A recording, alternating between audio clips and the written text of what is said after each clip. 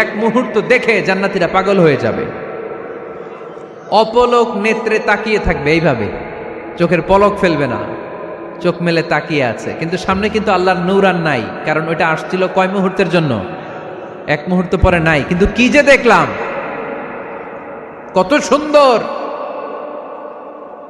কোটি কোটি বছর এরকম অপলক নেত্রে জান্নাতীরা তাকিয়ে থাকবে। ইন্নাল্লাহা জামিলুন ইউহিব্বুল জামাল, আল্লাহ নিজে সুন্দর, সৌন্দর্যকে পছন্দ করেন। আল্লাহর চাইতে সুন্দর কিছু হতে পারে? চিল্লায় বলেন পারে? পৃথিবী সুন্দর, মানুষ সুন্দর, আসমান সুন্দর, জমিন সুন্দর, সুন্দরে সুন্দরে পাল্লা। জানি না কত সুন্দর তুমি আল্লাহ, জানি না কত সুন্দর তুমি আল্লাহ। সুবহানাল্লাহ পড়েন। আল্লাহ তাআলা তার সৌন্দর্যকে সেদিন জান্নাতীদের সামনে তুলে ধরবে। এই সূরাটা নাজিলের একটা ব্যাকগ্রাউন্ড আছে। আল্লাহর হাবিব সাল্লাল্লাহু আলাইহি সাল্লাম মক্কার জমিনে কাফিরদেরকে দাওয়াত দিতে লাগলেন, আল্লাহর ইবাদত করো, আল্লাহর জিকির করো, আল্লাহর প্রশংসা করো। এরকম দাওয়াত দিতে দিতে কিছুদিন পরে বিষ্ণু ইসা ইসলাম বলতে শুরু করলেন, রহমানের ইবাদত করো, রহমানের জিকির করো, রহমানের পায়ে সেজদায় লুটিয়ে পড়ো। তখন কাফেররা প্রশ্ন শুরু করে দিল, মুহাম্মদ এতদিন বলতা আল্লাহ, এখন কইতেছো রহমানের কথা, আসলে কোনটা? আল্লাহরে তো আমরা চিনি, রহমানরে তো আমরা চিনি না। আল্লাহর দাওয়াত দিচ্ছ, আল্লাহর গুণগান গাইছো, আল্লাহকে আমরা চিনি জানি, কিন্তু রহমানটা আবার কে? সে আবার কবে আসলো, কোত্থেকে আসলো, কবে থেকে আছে, কতদিন থাকবে? রহমানরে তো আমরা চিনি না। ওরা রহমান চিনে না। এজন্য আল্লাহ তাআলা রহমানকে চিনায় দেওয়ার জন্য আর রহমান নামে একটা সূরাই নাজিল করে দিলেন। وَإِذَا قِيلَ لَهُمُ اسْجُدُوا لِلرَّحْمَنِ قَالُوا وَمَا الرَّحْمَنُ, যখন তাদেরকে বিশ্বনবী বললেন রহমানের পায়ে সেজদা দাও, রহমানের জন্য সেজদায় লুটিয়ে পড়ো, ক্বালু ওয়ামার রহমান, তারা বলল রহমানটা আবার কে? রহমান কে? আল্লাহ চিনি, রহমানরে তো চিনি না। এখন রহমানকে এটা চিনানোর দরকার আছে না নাই? রহমানকে এটা চিনানোর জন্য আল্লাহ তাআলা আর রহমান নামে কোরআনে একটা সূরা নাজিল করলেন। চিল্লায় পড়েন আল্লাহু আকবার। কাফেরদেরকে জানানোর জন্য রব্বুল আলামিন সূরাত আর রহমান নাজিল করলেন আর বললেন, আর রহমান আল্লামাল কুরআন খলাকাল ইনসান আল্লামাহুল বায়ান। দয়াময় রহমান শেখালেন কোরআন, বানালেন ইনসান, শেখালেন বায়ান। দয়াময় রহমান শেখালেন কোরআন, বানালেন ইনসান, শেখালেন বায়ান। দয়াময় রহমান শেখালেন কোরআন, বানালেন ইনসান, শেখালেন বায়ান। দয়াময় রহমান শেখালেন কোরআন, বানালেন ইনসান, শেখালেন বায়ান। আল্লাহু আকবার। আল্লাহ বলেন রহমানকে চিনো না? আর রহমান আল্লামাল কোরআন খলাকাল ইনসান আল্লামাহুল বায়ান। আমি হলাম রহমান, আমি দয়াময়, আমি মেহেরবান। আমার দয়ার কোনো শেষ নাই, আমার মায়ার কোনো শেষ নাই। আমার দয়া ভালোবাসা ছাড়া এই পৃথিবীতে কোনো কিছু হওয়া সম্ভব। ওয়াসিআত রাহমাতি কুল্লা শাই, সব জায়গায় আমার আল্লাহর রহমত আছে না নাই? আল্লাহর রহমত ছাড়া এক ফোঁটা বৃষ্টি আকাশ থেকে জমিনে ঝরে? আল্লাহর রহমত ছাড়া একটা গাছের পাতা মাটিতে পড়ে? আল্লাহর রহমত ছাড়া একটা শ্বাস আমরা ভেতরে ঢুকাতে পারি? আল্লাহর রহমত ছাড়া পৃথিবীতে কিচ্ছু সম্ভব না। চিল্লায় বলেন ঠিক কিনা? আমার আল্লাহর দয়া ভালোবাসা যে কত বেশি আমরা জানি না, আমরা জানি না। আরশের বুকে আল্লাহ বিশাল সাইনবোর্ডে লিখে রেখেছেন, সাবাকাত রাহমাতি গাদাবি, সাবাকাত রাহমাতি গাদাবি। এর মানে হচ্ছে আমার রাগের উপরে আমার দয়া বিজয় লাভ করেছে। সাবাকাত রাহমাতি গাদাবি, আমার রাগও আছে, আল্লাহর রাগ আছে না? আমার দয়াও আছে, আল্লাহর দয়া আছে না? আল্লাহ বললেন আমার রাগও আছে, আবার আমার দয়াও আছে, তবে জেনে রেখো আমার রাগের চেয়ে দয়া বেশি। আল্লাহর কোনটা বেশি? দয়া বেশি। আমাদের পাপ অন্যায় যত বড় হোক, মনে রাখবেন আল্লাহর দয়া তার চাইতেও বড়। নাকি ছোট? আপনি যত বড় পাপ করেন না কেন, আমাদের জন্য আল্লাহর পক্ষ থেকে দয়া আছে না নাই? বনি ইসরায়েলের এক লোক সিরিয়াল কিলার ছিল, খালি মার্ডার করতো, সিরিয়াল মার্ডার। একটা, দুইটা, তিনটা, 10টা, 5টা করতে করতে করতে করতে 99টা মার্ডার করেছে। কয়টা? এলাকায় আছে নাকি এরকম কেউ? 99টা মার্ডার। কল্পনা করা যায়? 99 জন মানুষকে সে নিজ হাতে হত্যা করেছে। 99 মার্ডার করার পরে তার মনে ভয় আসলো, হায়রে না জানি আল্লাহ আমার সাথে কেমন আচরণ করে আখিরাতে। আমার তওবা আছে কিনা কপালে জানি না, আমার তো ক্ষমা নাই, কি করব আমি? তো সে লোকজনদেরকে জিজ্ঞেস করলো, আমার ক্ষমা আছে কিনা, এটা কে বলতে পারবে? আমাকে আল্লাহ মাফ করবে কিনা? তারা সবাই বললো, এ এলাকায় এক আল্লাহর ওলি আছে, তার কাছে যাও। সে আল্লাহর ওলির কাছে যেয়ে বলে, ও আল্লাহর ওলি, আমি 99টা হত্যা করেছি, 99টা মার্ডার, আমার কপালে ক্ষমা আছে কিনা তুমি একটু বলো। আল্লাহর ওলি কই, কি বললা? 99টা মার্ডার? হায় হায় সর্বনাশ, তোর কোনো ক্ষমা নাই।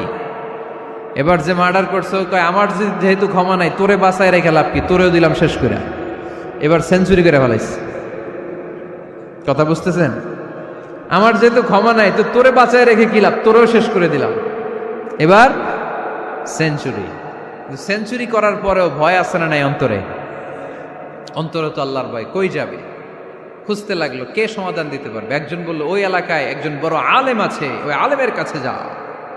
সে আলেমের কাছে যেয়ে বলে, আলেম, আমি 99টা হত্যা করেছি, এখন আমার বড্ড ভয় হয়, আল্লাহ আমারে মাফ করবে কিনা, তুমি একটু আমারে বলো। আলেম বলে, তোমার গুনাহ যত বড়ই হোক, আমার আল্লাহর দয়া তার চাইতেও বড়। তুমি কি পাপ করেছো, কি অন্যায় করেছো তুমি?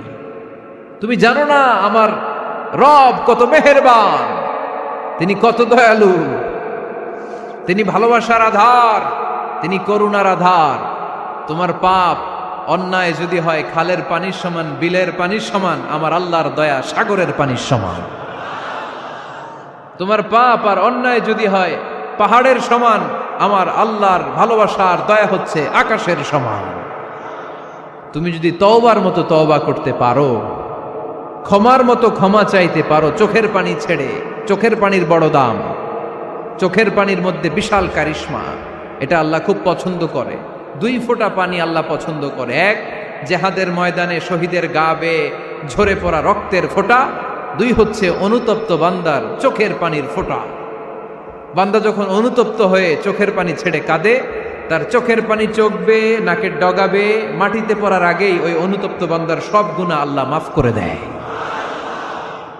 সে জিজ্ঞেস করলো, আমার ক্ষমা আছে কিনা? আলেম বলে, আছে, ক্ষমা আছে। তওবার মতো তওবা কর, তাওবাতান নাসুহা। তওবার মতো তওবা করলে আল্লাহ ঠিকই মাফ করবে। সে এতটাই অনুতপ্ত হলো, এতটাই, সে আল্লাহর কাছে ক্ষমা চাইতে শুরু করলো। আলেম পরামর্শ দিল, তুমি যে এলাকায় থাকো এলাকাটা ভালো না, এলাকাটা ছাড়ো, এখানে সব ডাকাতদের এলাকা, তুমি একটা ভালো এলাকায় যাও, ওখানে যে তওবা করে ভালো মানুষ হয়ে যাও। সে নিয়ত করে কাপড় চোপড় গুছিয়ে ভালো এলাকায় যাবে। ঘর থেকে বেরোয়ার সাথে সাথেই মালাকুল মাউত চলে আসছে, তার রুহু কবজ করে ফেলছে। এখন রুহুকে নিয়ে যাবে। ফাজাআত মালাইকাতুর রাহমা ওয়া মালাইকাতুল আযাব। রহমতের ফেরেশতারাও আসছে, আযাবের ফেরেশতারাও আসছে। রহমতের ফেরেশতারা বলে, না না, সে তওবার নিয়ত করেছে, যদিও তওবা করতে পারে নাই, যদিও ভালো এলাকায় যেতে পারে নাই, তওবার নিয়ত করেছে, অনুতপ্ত হয়েছে, ক্ষমা চাওয়ার চিন্তা করেছে, আমরা তার রুহু নিয়ে ইল্লিনে রেখে দেব।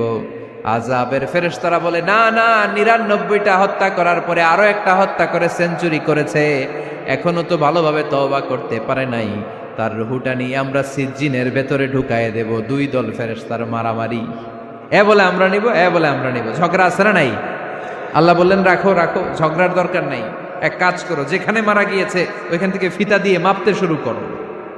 ভালো এলাকাটা যদি কাছে হয়, জান্নাতের ফেরেশতারা নেবে, খারাপ এলাকা যদি কাছে হয় জাহান্নামের ফেরেশতারা নেবে। খারাপ এলাকা তো একেবারেই কাছে, ঘর থেকে বের হওয়ার সাথে সাথে মৃত্যু হয়েছে। আর ভালো এলাকা তো অনেক দূর। আল্লাহ জামিনটারে আদেশ দিলেন, জামিন এই অনুতপ্ত বান্দার জন্য তুই ভালো এলাকাটা কাছে চলে আয়। ভালো এলাকাটার জামিনটা তুই সংকুচিত হয়ে যা। যদিও ঘর থেকে বের হয়েছে একেবারে কাছে, খারাপ এলাকা হাজার হাজার মাইল দূরে চলে যা। ফিতা দিয়ে মাপ দিয়ে দেখে, সর্বনাশ, ভালো এলাকাটা তো একেবারেই কাছে, খারাপ এলাকাটা অনেক দূরে। আল্লাহর ফয়সালা অনুযায়ী রহমতের ফেরেশতারা তার রূহকে নিয়ে জান্নাতের ভেতরে ঢুকিয়ে দিয়েছে। 99টা হত্যা করার পরে আরো একটা হত্যা করে সেঞ্চুরি, 100টা খুন করছে। আপনি কয়টা করছেন? আমি কয়টা করছি? তো 100টা খুন করে যদি ও মাফ পেতে পারে আমার আল্লাহর কাছ থেকে, আমরা কি ক্ষমা পেতে পারি না? ওর পাপের কাছে আমাদের পাপ কি? কয় ওয়াক্ত নামাজ ছাড়ছেন আপনি? কয়টা মিথ্যা কথা বলছেন? কতবার ঘুষ খাইছেন? কত টাকা সুদে লাগাইছেন? কত অন্যায় করছেন? কত জুলুম করেছেন? মনে রাখবেন, আপনার পাপ, আপনার অন্যায়, আপনার জুলুম যত বড় হোক না কেন, আমার আল্লাহর দয়া তার চাইতেও বড়। এজন্য আল্লাহ নিজের পরিচয় দিয়ে বললেন, আর রহমানু আল্লামাল কুরআন খালাকাল ইনসান আল্লামাহুল বায়ান। আমি রহমান, আমি দয়ার সাগর। আমি কি? আল্লাহ তুমি দয়ার সাগর, রহমানুর রহিম। তোমার দয়ায় পূর্ণ আমার সারা নিশিদিন। তোমার দয়ায় পূর্ণ আমার সারা নিশিদিন। আলহামদুলিল্লাহ পড়েন। তাহলে বুঝতে পারলাম আমার আল্লাহর দয়ার কোনো শেষ আছে? চিল্লায় বলতে হবে, আছে। কয়শো টুকরা? সবাই শুনতেছেন? কষ্ট হচ্ছে তো উত্তর দিচ্ছেন না যে? কত টুকরা করলেন? 100। 100 টুকরা করে 99 টুকরা দয়া ভালোবাসা আল্লাহ তাআলা নিজের কাছে রেখে দিলেন। আর 1 টুকরা দয়া আর ভালোবাসা আল্লাহ তাআলা গোটা বিশ্বের সবার মাঝে ভাগ করে দিলেন। আমরা সবাই মিলে পাইছি কয় টুকরা ভালোবাসা? উনি রেখে দিয়েছেন কয় টুকরা? ওই 1 টুকরার কিছু অংশ আমিও তো পাইছি, তাই না? আপনি পেয়েছেন, আমরা সবাই পেয়েছি, গোটা বিশ্বের সবাই, আদম আলাইহিস সালাম থেকে শুরু করে কিয়ামত পর্যন্ত যারা আসবে, এসেছিল এবং এখন আছে, সবাই মিলে কয় টুকরা? ওনার কাছে কয় টুকরা? কিন্তু এই 1 টুকরা যে আমরা সবাই ভাগে যোগে পাইলাম, আমাদের ভালোবাসার নমুনা দেখছেন? একজন আর একজনের ভালোবেসে বলে আত্মহত্যা করে ফেলে, আছে না নাই? আছে না? আহা, সালমান শাহ মারা গেছে, এই দেশের কয়েকটা মেয়ে গলায় রশি দিয়ে আত্মহত্যা করছে, শুনছেন? আহা, অমুক সেলিব্রিটির কি হয়েছে, ছাদ থেকে লাফ দিয়ে পরে মাথা ফাটায় ফেলছে। ভালোবাসা আছে না নাই? যারে ভালোবাসে তার নাম আবার ছেলেরা হাতের মধ্যে কেটে কেটে লেখে। শরীয়তপুরে এগুলো নাই আলহামদুলিল্লাহ। হ্যাঁ, প্লাস দিয়ে লেখে, প্লাস। ধরেন আব্দুল্লাহ প্লাস শামিমা, তো এ প্লাস এস, রক্ত দিয়ে লেখে, রক্ত। আমি অবাক হই, নিডেল, সুই দিয়ে কেটে কেটে লেখে আব্দুল্লাহর এ প্লাস শামিমার এস। কি ভালোবাসা! 1 ভাগ ভালোবাসার ছিটে ফোটা সবাই মিলে পাইছে। এইটা ঠেলা যদি এরকম হয়, তাহলে যিনি 99 ভাগ ভালোবাসা রেখে দিয়েছে তার ভালোবাসা বেশি না কম? দেখেন, ছোট্ট বাচ্চাটা রাতে খেতে চায় না, মা যদি বলে খাও, বলে না, খাবো না। আব্বু অফিস থেকে আসুক, আব্বুর কোলে বসে বসে আব্বু আর আমি একসাথে খাবো। এই ছোট্ট বাচ্চাটা কিছু বোঝে না, কিন্তু তারপরও তার বাবার জন্য ভালোবাসা তার হৃদয়ে ঢুকাই দিছে কে?